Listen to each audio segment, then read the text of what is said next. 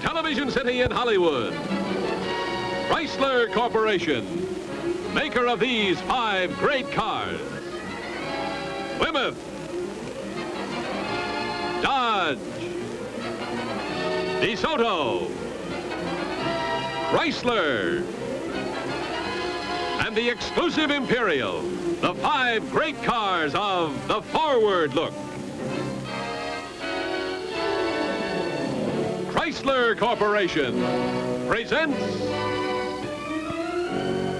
Climax. Tonight starring Wendell Carey, Gene Hagen, Carey Jr., James Gregory, Harry Towns. And now your host for Chrysler Corporation, Bill Lundigan.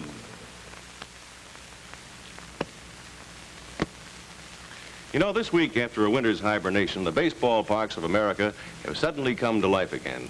Flagstaffs wear bright new bunting, turnstiles click, men in blue shout play ball, prominent citizens from mayors to the president throw out the first ball, and from packed bleachers comes a mighty roar that won't be stilled until autumn. Many loyal baseball fans will remember a beloved figure who, not many seasons past, was an important part of this scene. A man whose moving personal story of love, courage, and heartbreak was as stirring as his greatest triumphs on the diamond. Tonight on Climax, the Lou Gehrig story, a new dramatic picture of the Iron Horse himself, written especially for Climax by Mel Goldberg.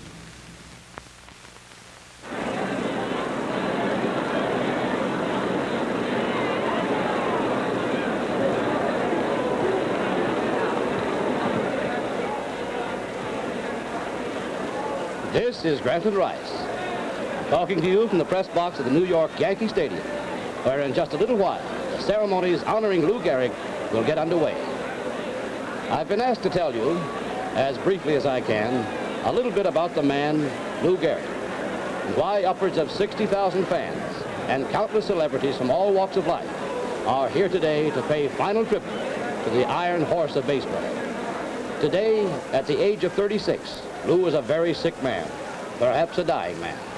But let's turn away for a brief moment from the shattered Iron Horse we see here today for a brief look at the Gehrig you and I, and especially Lou, would want you to remember. 1927. Lou's second full season as a Yankee, a batter marked for greatness. At the beginning, a clumsy fielder, he worked at it. He learned. They never called him clumsy again. He gave it all he had, at the plate and on the bases. In his time, for all time, one of the most fearsome sluggers in baseball history.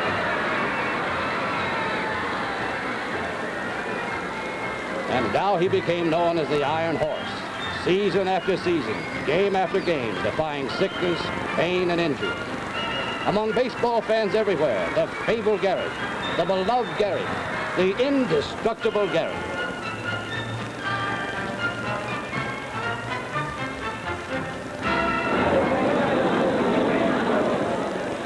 It was just a relatively unimportant early season ball game. But for Lou, the game was to be a crucial one. There's 2 down at the top of the 9th. The bases jammed with the White Sox, and the base hit now could win it all. So the Yankees are in serious trouble. Their ball game's in jeopardy. There's a sign. There's a stretch. Pitch. It's a bounding ball down the first baseline. Gehrig is up. No, it's by him. It's into right field for a base hit. He couldn't come up with the ball. It's a tough break, folks. It was a sharply hit ball. Let's say that Lou just missed making a nice play of it.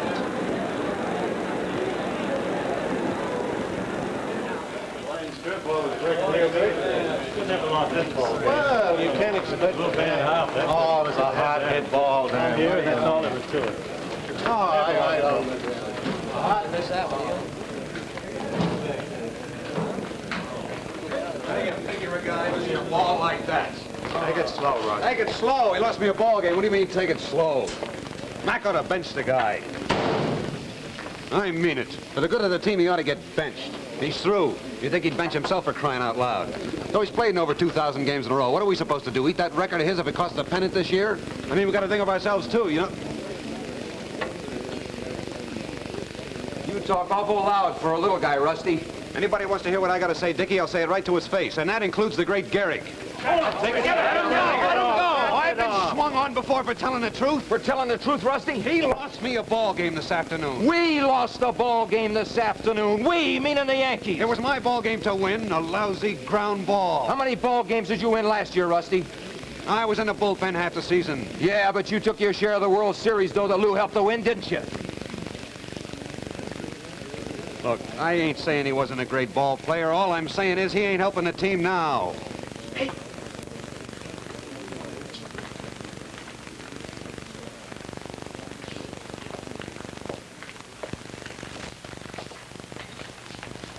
I booted one for you, kid. I'm sorry.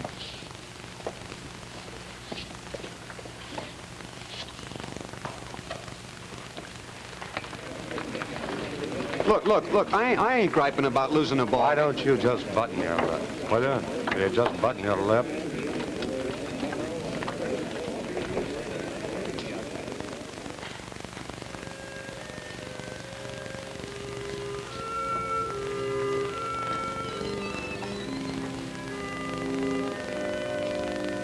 Steak's about done, Miss Gehrig. Tell the master. What'll I do if he throws something at me? Throw it back. Steak's on. That's Dizzy Dean on the mound for the You know, I've seen this film over Getting 20 ready to blow that times and he fastball hasn't past the struck mighty you Gehrig. out yet. There it goes. A loud line Every drive. It may go all the way. Hey, Ellie, come on in here. Come on, Ellie, hurry it up, will you? Now, you too, Maggie. Shut the door. Those steaks will be burnt. Never mind the steak. Just close the door, will you, hon? That's Dizzy Dean on the mound for the National League All-Stars. He's getting ready to blow that fast one past the mighty Gehrig. Now, watch the feet, honey. There it goes. Low line drive. It may go all the way.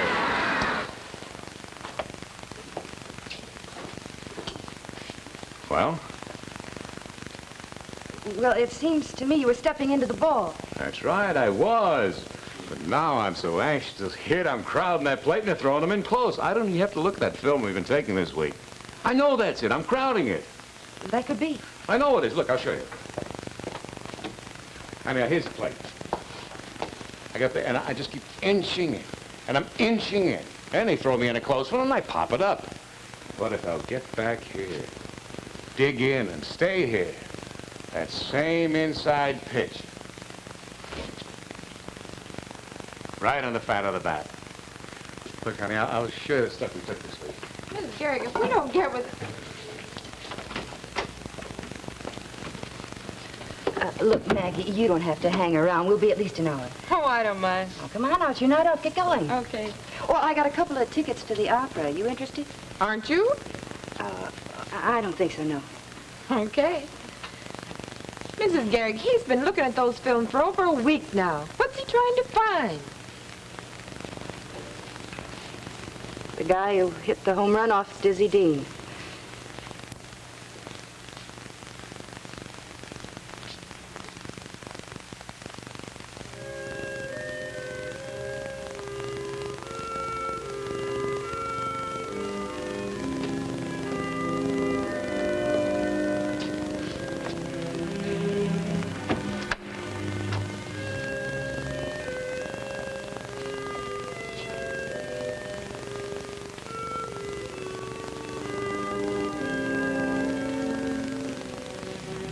Well, dinner will be ready in 2 shakes.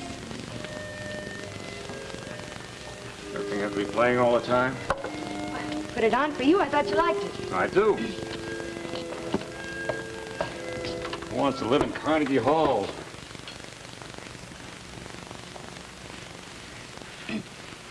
You know, maybe I should have married Toscanini. I could have, you know. He's been after me for years. But I look at the guy and I ask myself, how many homers did he hit last year? Oh, look who's laughing. The way I'm hitting, I could be using the baton. Oh, no. No, I don't believe it. The dour Dutchman finally got off a good one. You know, I think I better call Granny Rice. Maybe he could use it in his column tomorrow. The heck with that. We'll sell it to Jack Benny. Oh, you are a sneaky one, Gary. Ellie, it should be over if I just can't hit anymore. If I can't play ball anymore, Ellie, I swear to you I'll make life good for you. I mean it, Ellie. I'll learn to do something else. We'll have wonderful times together so you won't be bored with me. You big, stupid Dutchman. You shut up, you hear me? Oh, you dope, you. Lou, the first time I met you 6 years ago, that's when I started living. Don't you know that? I mean, you're it. You're the works. Don't you know that? It hasn't got anything to do with your batting average or music or anything like that. You got that straight? Come on, say it.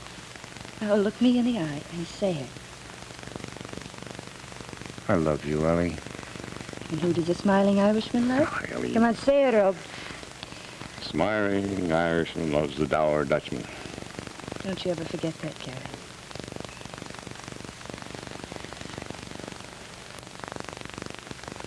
Hey, Ellie, the steak's burning.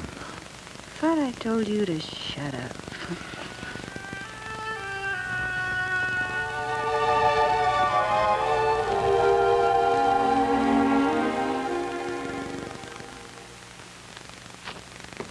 I've got a right to sing the blues. I've got a right to feel low down. I've got a right to hang around, down around the river.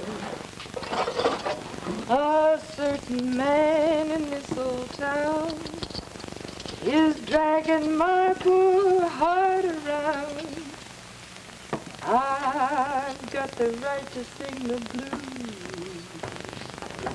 I've got a right... Opera tickets, is it? I'll give you opera tickets. Anytime at all. I liked it. So did Charlie. Charlie, what happened to Sam? That for Sam. That Carmen sure is a crazy gal, isn't she? Yeah, you might say that. Oh, that's hot. You might say that. Give the man a yell, will you? Coffee time. I'm coming. How's he feeling? Well, first time since the season opened, he slept the night through. Did he find out what he was doing wrong from those pictures? Well, he thinks he may have been crowding the plate. But you don't think so, do you? Everybody on the team from Mac on down has been studying his batting form. He's not doing anything different from the way he ever did it. And he hits one, and it's an easy fly ball.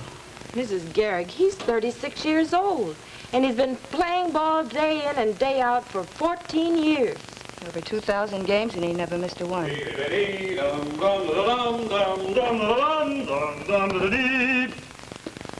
I'll give you one guess.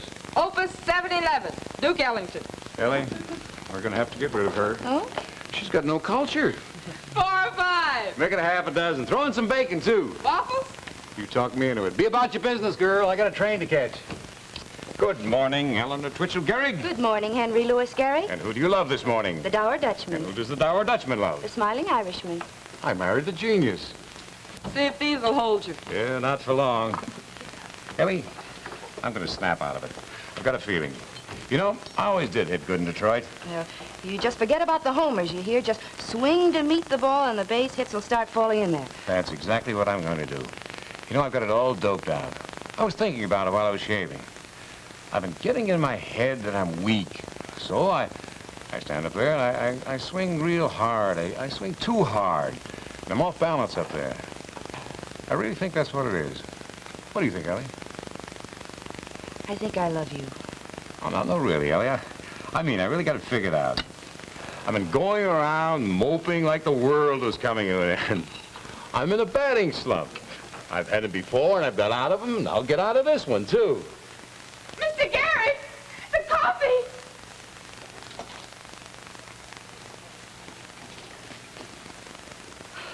Let me get some butter. All right, Ellie. You've got some salve in the medicine chest. Ellie, I didn't even feel it. What? Could have burned it to the bone. I didn't feel it, Ellie.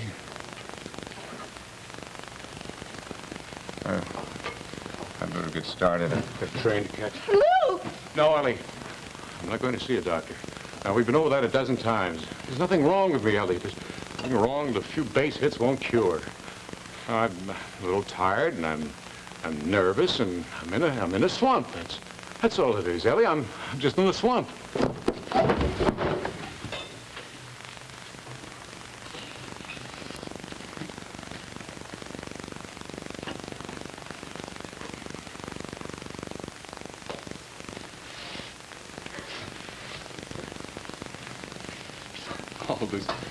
All this commotion about a spilled coffee, batting slump.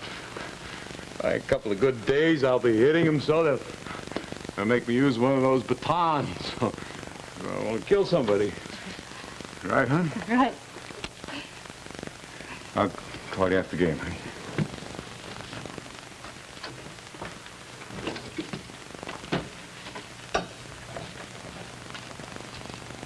Bet you dime might get 3 hits. No bet.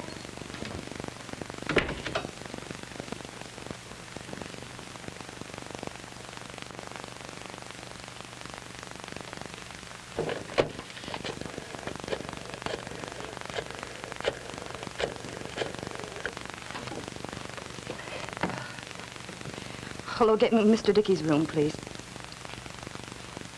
Bill, Eleanor, look, no, Lou just left. Oh, look, Bill, there's something wrong with the guy. Something very wrong. You just keep your eye on him, you see, and if anything happens, I don't know, like what? He seems to be losing his strength. He burned himself and he didn't feel anything. Bill, you get him to see a doctor. You make him see a doctor because I'm afraid he's sick.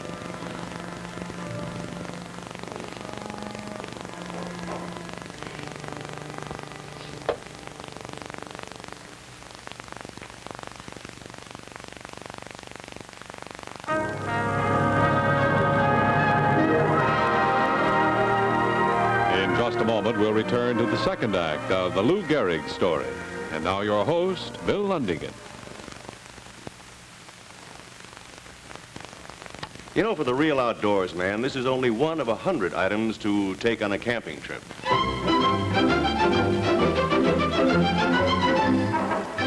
And when a sportsman like Ted here goes shopping for a car, he wants the most space he can get for carrying equipment. Wife Elaine watches while Ted measures this Plymouth Sport Suburban himself. And what does Ted find? That Plymouth platform is over 6.5 feet long, not even counting the tailgate. More than enough room to hold even the biggest loads.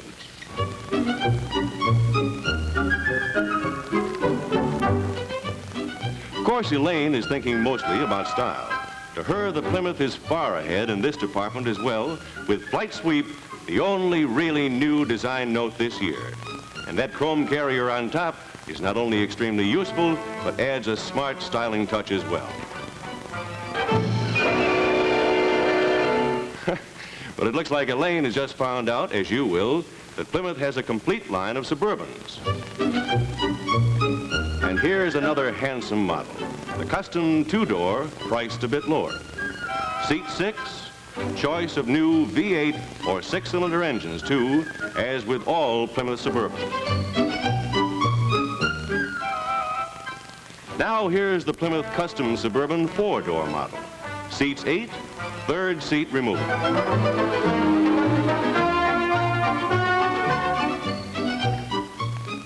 And here's still another Plymouth Suburban model, the Deluxe 2-door. As in the others, the second seat folds down for extra storage room.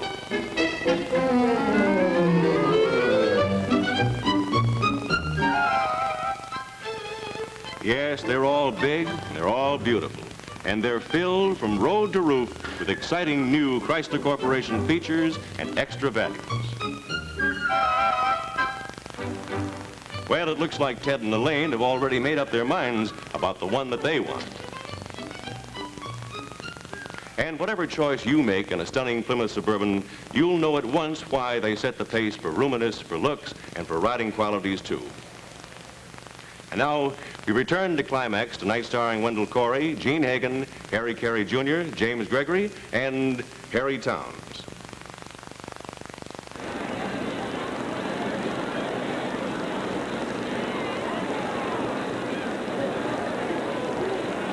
Rossetti on third, DiMaggio on first. The Gehrig special right now will put the Yankees 1 run to the good here in the top of the 9th. Lou's had a rough day so far. Been a slow start for the big guy.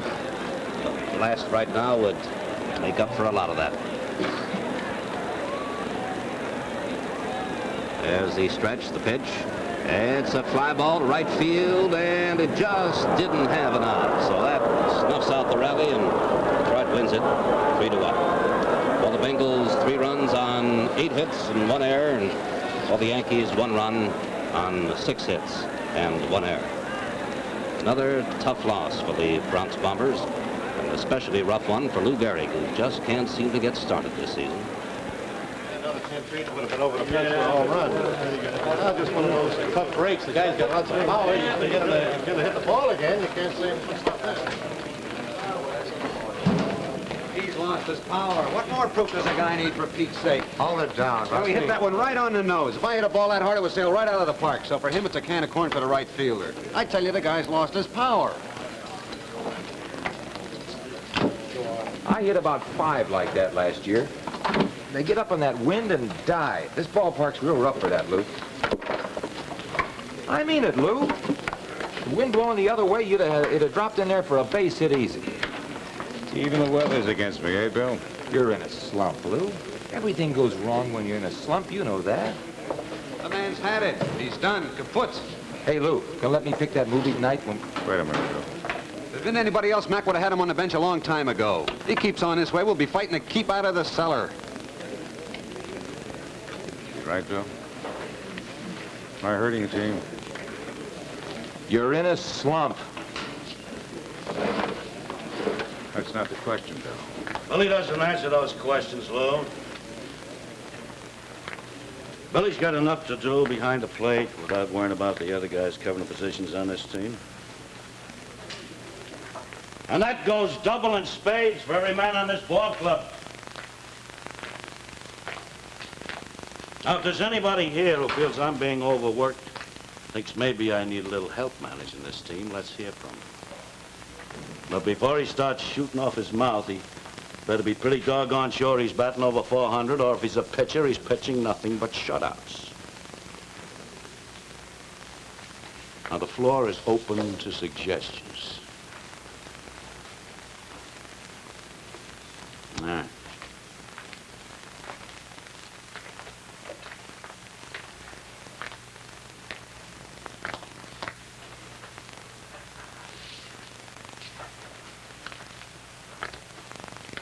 Lou, I've told you every day since this slump started that you're my first baseman. Now, if you don't feel you can handle the job, you come and tell me. I'll answer your question.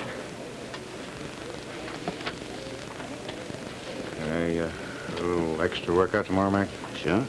I'll get somebody to throw to you. Thanks.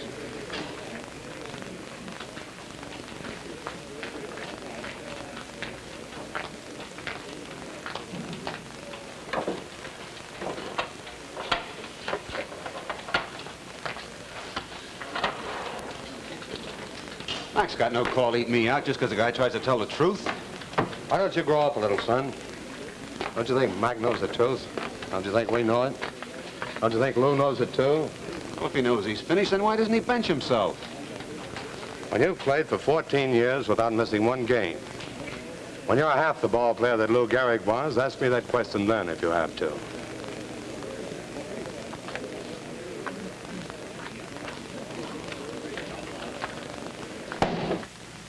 I'm an old cowpoke, Oklahoma way, and I love my horse more than I can say.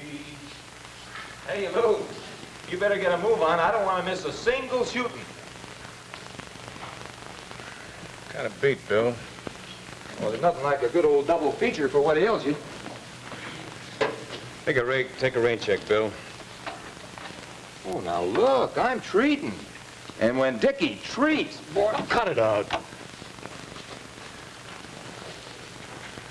the matter, Mike? I crippled or something? I'm just kidding, Lou. I've done that, you've done it back. Heck, I wouldn't want to count the number of times.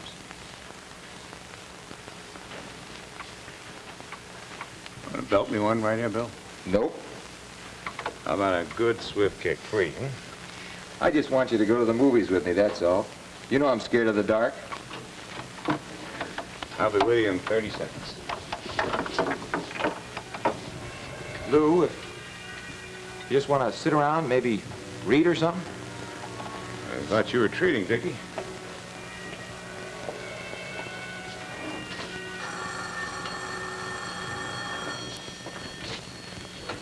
Hello?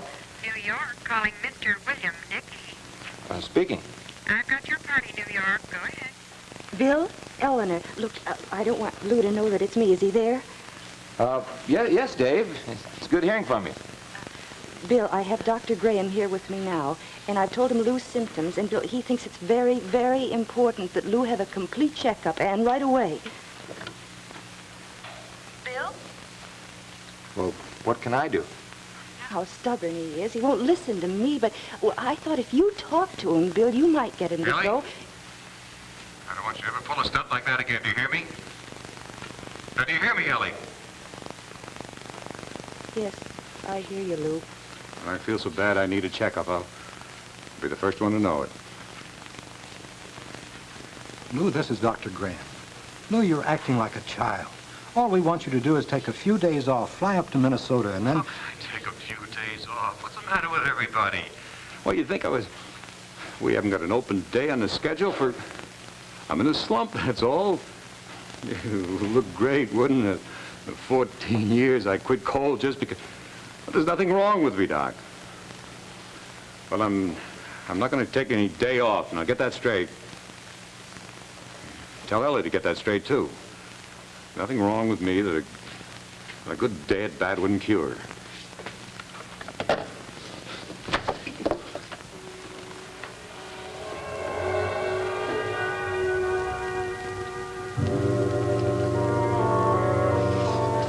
Lou, I guess that's the story. Bill, it's crazy. For a minute there, old piano leg Gehrig.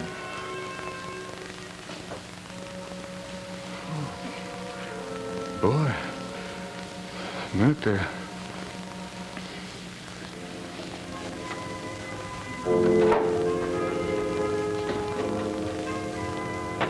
He's been at it an hour now. How's he doing? Come on, Rusty. Let him take his swings in peace. Listen, I want to see him do good just like everybody else. Yeah, you've been beaten. Come on. Let's not act like a Tory.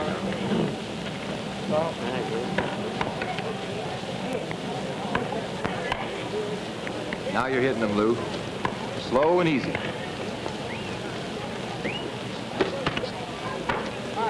Okay, Hankins.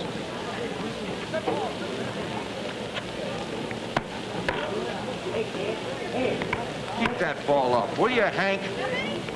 That's the least.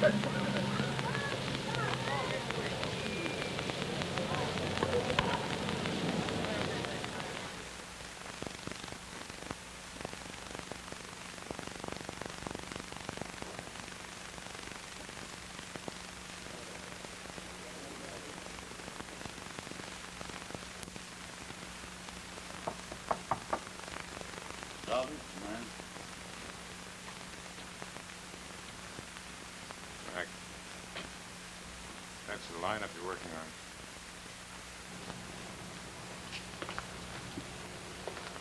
on? Mac, I'm hurting the team staying in there.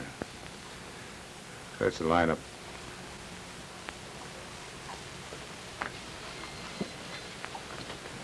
Can't make it today, Mac. I just can't make it.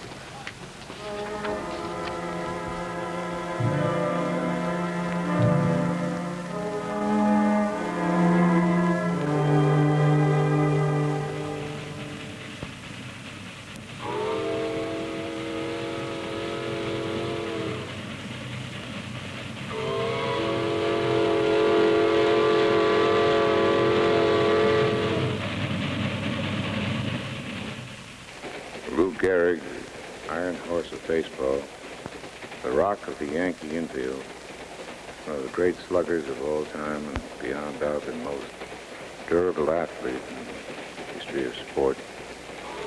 Yesterday benched himself after a fabulous 14-year stretch during which Lou played in 2,130 consecutive ball games, a record which has not and will not be threatened.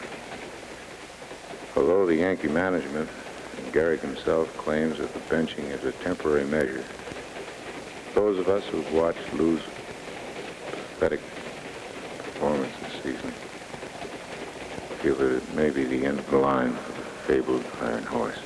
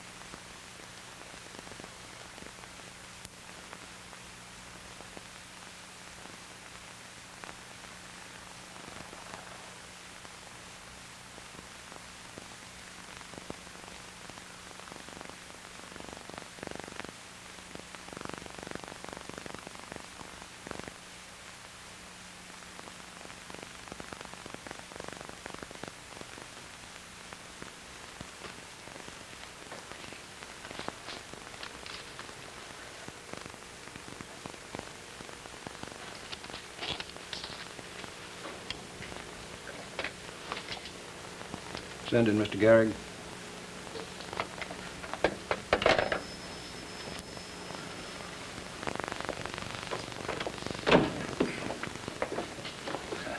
Hello, Lou. Good morning, Doc.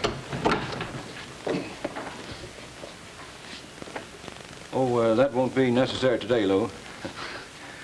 After 5 days here, every time I see a doctor, I just automatically start to strip. Sit down, Lou.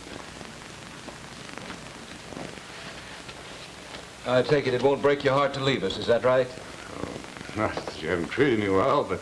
Yeah, that's all over and done with now, Lou. What's the final score?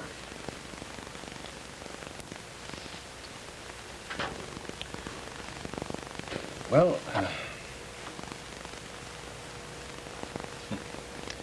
you might say we're at bat at the end of 9 innings. We're all tied up.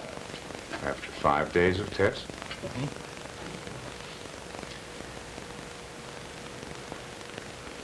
Lou,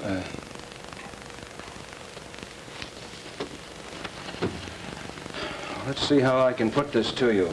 You can put it to me straight, Doc.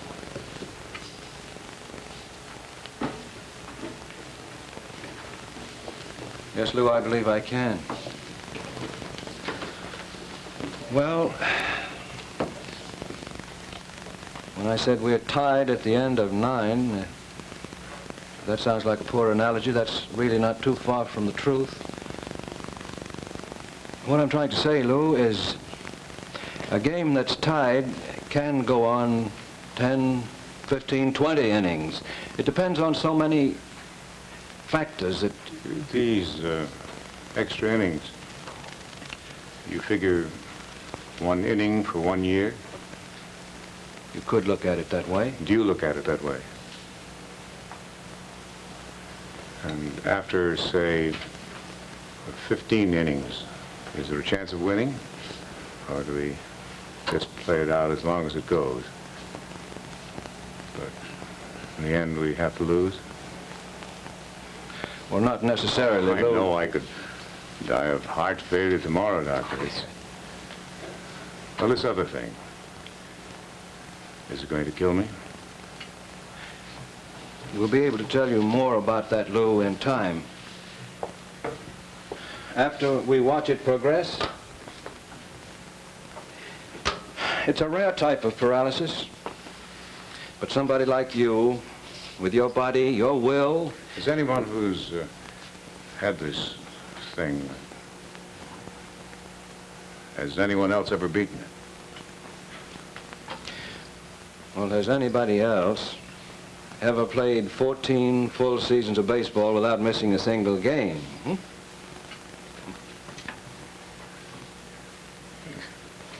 You know, it's funny. There ought to be about 8,000 questions to ask. I guess so. Well, there's no hurry, Lou. You'll be hanging around for a couple of days. You'll have to tell Mac and Ed Barrow. How am I going to tell Ellie? Oh, I know she's been making a nuisance of herself, Doc. You know, she's Irish, you know, and, well, she's got that temper, and when she wants something, she wants it pretty bad. So when she calls you again and starts pumping you, you just tell her I've got a fighting chance. Will you, Doc?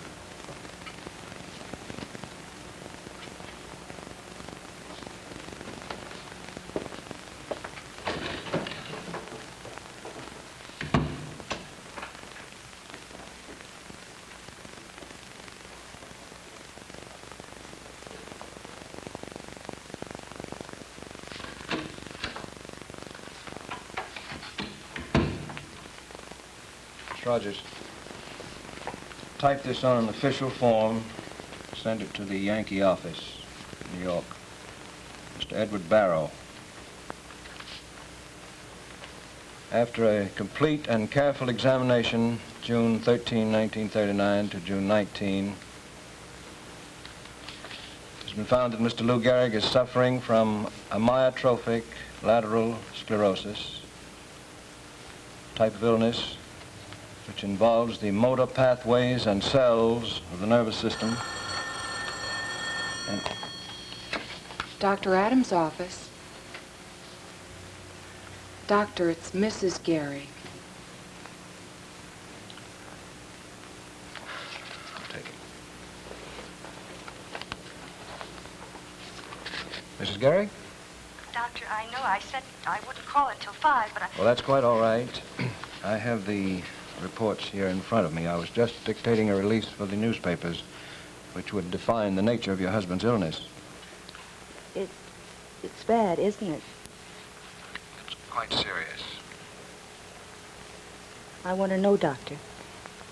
Well, that's difficult to say, Mrs. Gehrig, as I was telling your husband just a few I told you not to tell Lou in... I told Lou that he had a fighting chance. Sorry, thank you, Doctor. Thank you for telling him that. And now, please tell me the truth.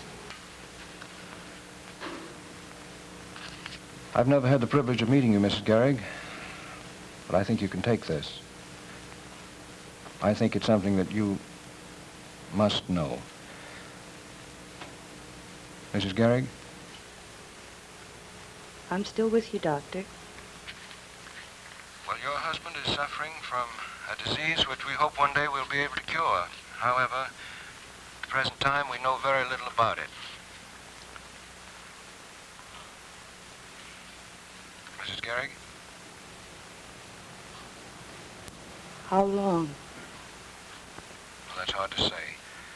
But with his body, the shape he's in, why? Is there anything I can do? Try to keep his mind occupied. Try to keep him happy. Thank you, Doctor.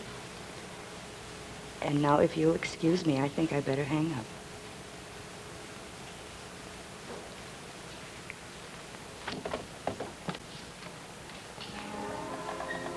We're going to keep him happy, you hear me, Maggie? We're going to have parties, and we're going to have people. Gonna have so many people, we'll have to put a revolving door on the joint. We're gonna keep them happy, understand?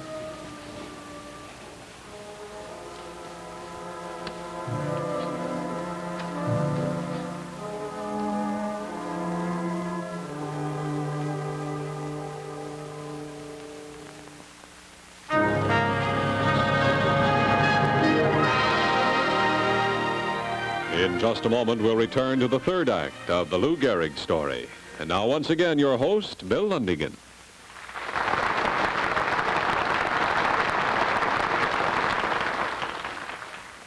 In the theater, when you have a hit, you can tell by the audience reaction. In the automobile business, we rate a hit by the nationwide acceptance it gets.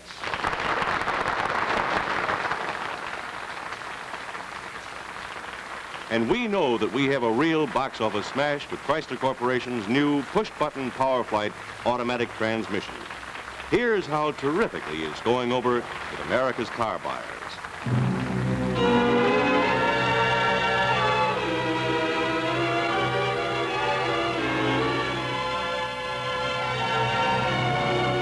In Plymouth showrooms, push-button Power Flight gets the nod, especially from the women who enjoy its convenience and ease of operation.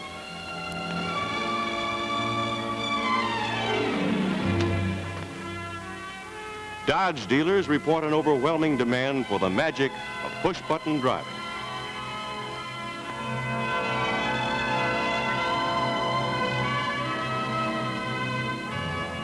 And the sales at DeSoto, Chrysler, and Imperial dealers show that buyers are unanimous in their enthusiasm for this driving control from the future.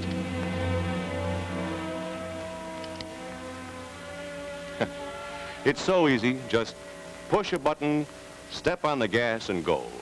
Stop in tomorrow at one of our dealers and try push-button driving in one of the brilliant new cars of the Forward Look 56 from Chrysler Corporation. And now we return to the third act of the Lou Gehrig story, written especially for Climax by Mel Goldberg.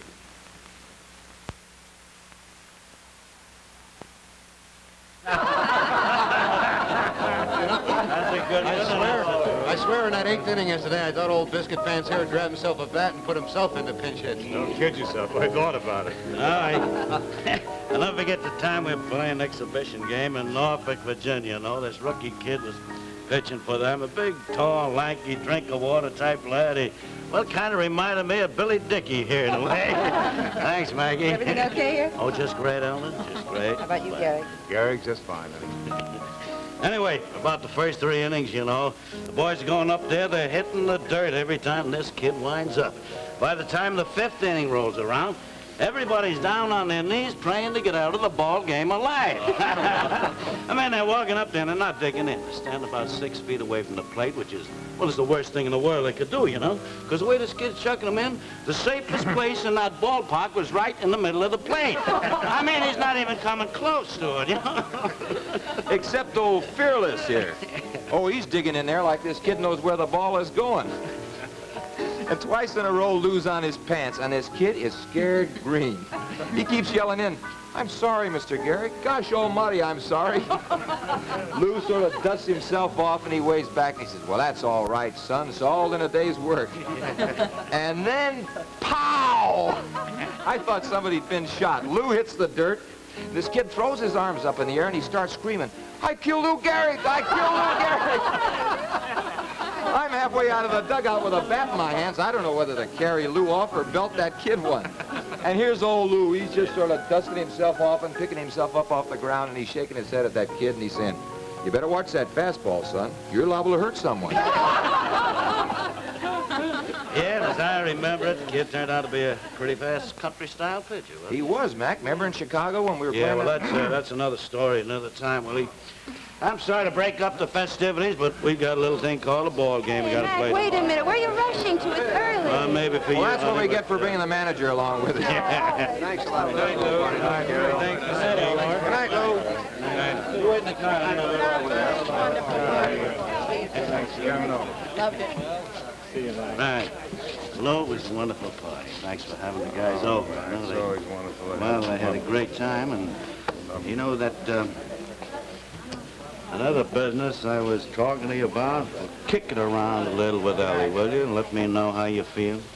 Oh, Mac, I don't know. I don't think so. Come on, now kick it around. Whatever way you decide is all right with me. Just let me know. I'll let you. I'll talk to you tomorrow. All right. Night, why do the party? Hey, good night. Night. Thanks for coming, Mac. Well, thanks for the use of the hall. Night. Good night. Was it fun? I love them one and all. Good. My, what a mess. I'd like to see a little less of them, a little more of my wife. Maggie, why don't you just leave that stuff till the morning, hmm?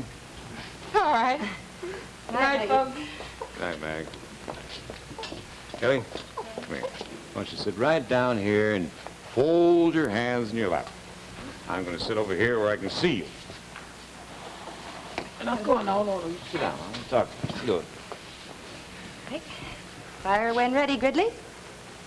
Well, now, Ellie, I don't know exactly how to Lou, say would this. you like some music? Ellie, I just want to talk. Oh, that's serious? Well, no, not yet, but Ellie, when I first heard about this thing, I was scared silly. Lou, there's no reason to be. I mean, the doctors all say... Never mind the doctors, darling. I said I was scared. Till I began to realize that no matter what the book said about this disease, even if the odds are against us ever beating it, it wouldn't scare me. But it doesn't scare me, Ellie. As long as it doesn't scare you. Do I look scared, darling? Well, I'm not. I'm not, because the simple truth of the matter is that I know you can beat this thing. I know it. So I wish you'd stop thinking of... That's just what I was trying to say, honey. I don't think about not beating it. As a matter of fact, it doesn't really seem very important as long as we live our lives together just the way we always have. Oh, with a few changes, of course. Lou, Oh, I know I can't play ball anymore, and, well, I can adjust to that. But I don't like to have to look across the crowded room to find my wife. We don't need parties, Ellie, to shut out the truth. Truth can't hurt us, honey. Not as long as we're together. no more parties. No, Ellie, I don't mean no more parties. Lou, what do you want me to do? Oh, honey, I want you to stop asking me what I want to do. I want you to tell me what you want to do, and I want you to argue with me, and I want you to tell me I'm a big, stupid Dutchman when I'm wrong.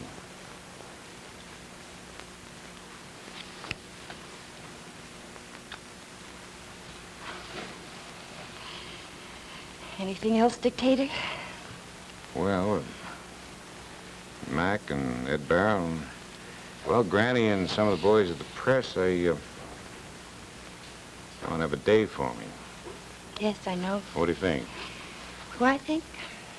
Well, I think if I say yes, you'll brood about it, and then you'll sit up all night trying to write a speech, and you won't be able to think of anything to say, and then you'll blame me for getting into the whole mess.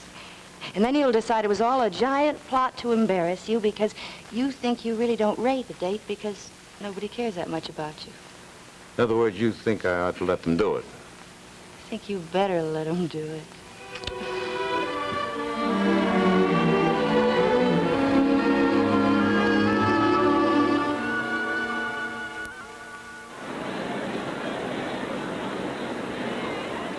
First game of today's traditional 4th of July doubleheader has just ended, ladies and gentlemen, and the Yankees lost it to the Senators 3-2. There are upwards of 60,000 fans jamming this ballpark, and most of them viewed the first game with the same apathy that the Yankees played it. For the first time in this broadcaster's memory, the games themselves are taking a back seat to the between games ceremony, the tribute to Lou Gehrig. Now, before the ceremonies begin, I'd like to chat with one of Lou's friends. Sitting here beside me is Grantland Rice, the Dean of American Sports Writers. That'll get you an argument any day in the week. What about this crowd here today, Granny? It's very impressive. Very, very rough on Lou, I'm afraid. I've seen the big guy sculled by a fastball that would decapitate an ox, dust himself off and dig in. But this, standing before a crowd and making a speech, this is murder. Did you help him with his speech? No, sir, I did not. I've heard Lou speak in public half a dozen times. He usually manages a pretty fair job. This is different. Everything is different. This isn't the Rock of Gibraltar in baseball pants. This is just a sick man, a very sick man. He knows that today, for the very first time, he's being honored not for being a great ball player, but for being Lou Gehrig. He could accept honors as a ball player. He knows that he's earned that. But for a guy like Lou, who can't understand being anything else other than a good human being, he can't honestly see what he's done to deserve this. And so he might not say any more than thank you. But if he says it in his own way, it'll be a better speech than I could write for him if I had 10 fingers on each hand. Somebody downstairs says Gehrig isn't going through with it. Billy, the corridor's knee-deep in reporters. They want in. Oh, they'll have to wait for Mac. What happened, Bill? Beats me. He was sitting here in front of his locker just sort of staring off into space, and then he got up and went into Mac's office. I asked him what was wrong. He said, can't do it, Bill. I just can't do it. Hey, boys, Lou's coming. Come on.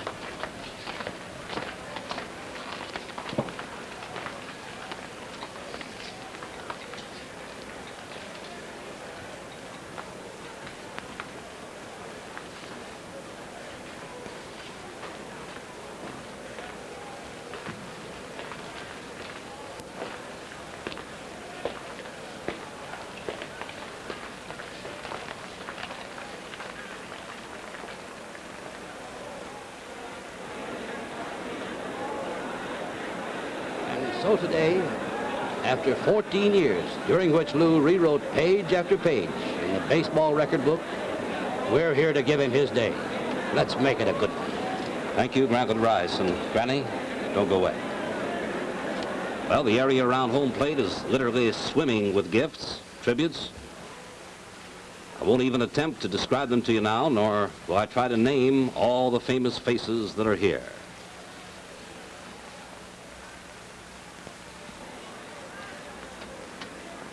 There in a group is one of the greatest baseball teams ever assembled, the 1927 Yankees. You just saw Babe Ruth, Bob Musial. Here's Waite Hoyt, Herb Pennock. Well, let's leave it at this. There isn't a name in baseball, past or present, who isn't here today to pay tribute to Lou Gehrig. The big Bambino again, the Sultan of SWAT. Many other dignitaries, some 60,000 of them. That's Joe McCarthy making the presentation. Some time ago, and told me that you thought that you were hindering the chances of the ball club by staying in the ball game. That was a day that I never wanted to see, because I never thought that I would. That is, the time would come when you and I would, well, we're not going to part.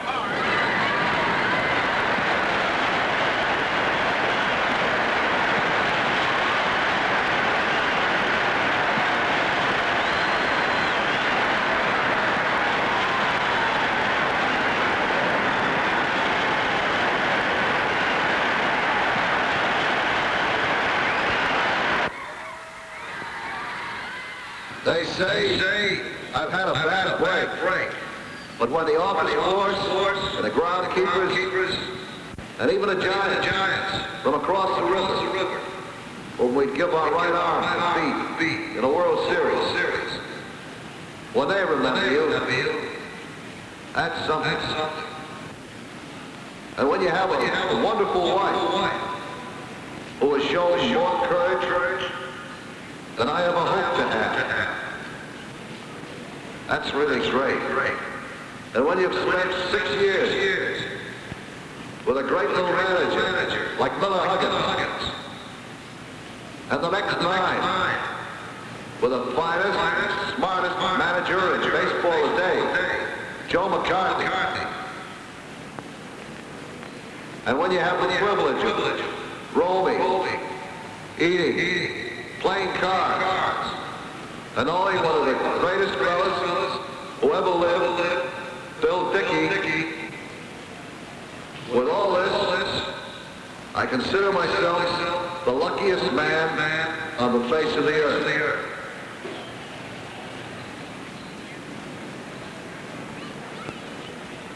I may have been given a bad break, but I've got an awful lot to live for. Thank you.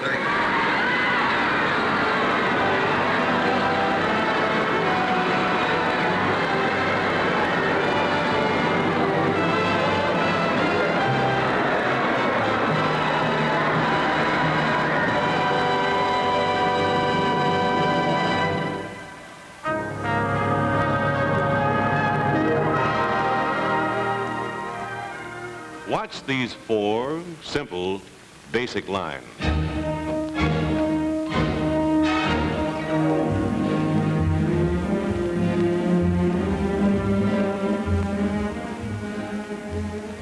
Notice how easily the 4 lines moved, then blended into flight sweep styling. First, the wedge, because this is the fundamental basis of flight sweep styling. A shape that leans forward, that seems ready and eager to go places. It's a shape that could also form the basis of a jet plane. Or, for that matter, a high-speed racing boat, like the ones we showed you last week. But, you know, we can simplify this, and when we do, we get this, the flight sweep symbol, a clean, uncluttered line that is the very essence of Chrysler Corporation styling. There isn't one line on this DeSoto that doesn't add to the overall forward thrust. Yes, even the line along the door. It's always straight, never broken, never a dip in it. And now, compare the basic shape of flight sweep styling with this. It's a completely static shape, with not the slightest look of go to it, and yet it is the basis for the design of quite a few cars that were brought out this year as new.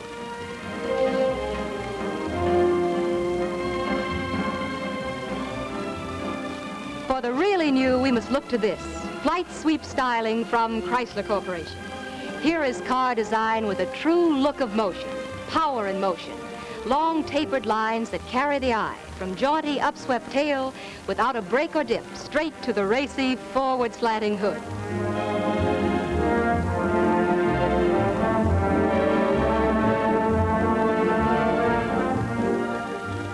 Flight sweep styling.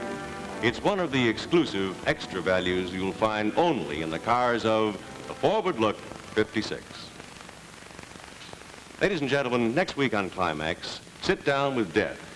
It's the story of 5 people in an elevator, all unaware that their lives are about to be changed by an unseen 6th passenger whose name is Death. Appearing in the role of Philip Hardiker, Ralph Bellamy. So it was suicide, eh? That's what you're thinking, isn't it, Inspector? Well, even though all 4 of the other people in the elevator denied knowing my son, I'm telling you that one of them killed him. If you can't find which one it was, I will. As Joe McKenzie, you'll see William Tallman. I'm sorry, Ellen. I'm so nervous about this strange invitation. I wish you hadn't accepted it. Playing Harold Johnson, John Williams. Well, I just don't see how anyone could have killed that boy, Inspector, since it was his gun. It was his own gun that killed him, wasn't it? Vicki Cummings will be seen as Liza Farley. Well, I didn't kill him, Inspector, and I don't believe anyone else did either. I think it's far more likely that the boy shot himself. And in the role of Ellen McKenzie, Constance Ford. My husband's worried, Inspector Grant. That's why he's so nervous. He thinks maybe I did it. Be with us next week when Climax presents this dramatic, suspenseful story, Sit Down with Death by William Irish, adapted for television by James P. Cavanaugh. And now this is Bill Lundigan saying thank you, and until next Thursday, please drive carefully. The mentally ill need your help. Support your local mental health campaign. Give today to your mental health campaign.